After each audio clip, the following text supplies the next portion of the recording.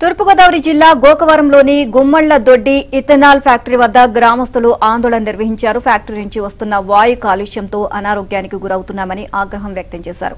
కాలుష్య సమస్యలకు శాశ్వత పరిష్కారం చూపాలని లేదంటే మూసివేయాలని డిమాండ్ చేశారు. గ్రామస్తులతో యాజమాన్యం వాగ్వాదానికి దిగారు.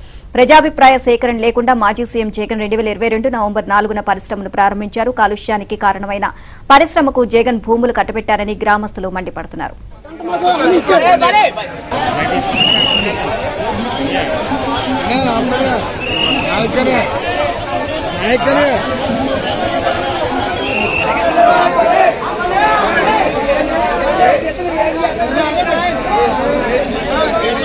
సముద్రం వారిని కట్టాలండి. పంచాయతీ అప్రూవల్ లేకుండా ఎవరు కట్టమన్నారండి?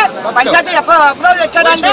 ఆయన ఏమో ఎమ్మెల్యే ముఖ్యమంత్రి అని సంతకం ఎక్కడ పెట్టారు. మా సెక్రటరీని అడిగామండి, ఎందుకు పెట్టావు నువ్వు అంటే మా సెక్రటరీ ఉందండి, మాకు సంబంధం లేదండి. పైనుంచి కలెక్టర్ దగ్గర నుంచి నొరకొచ్చాడు జగన్మోహన్ రెడ్డి అన్న.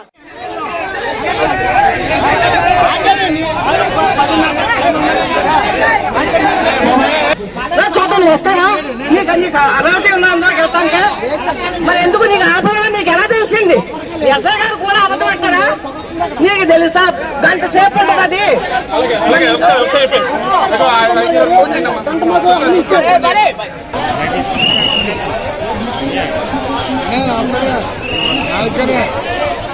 నాయకనే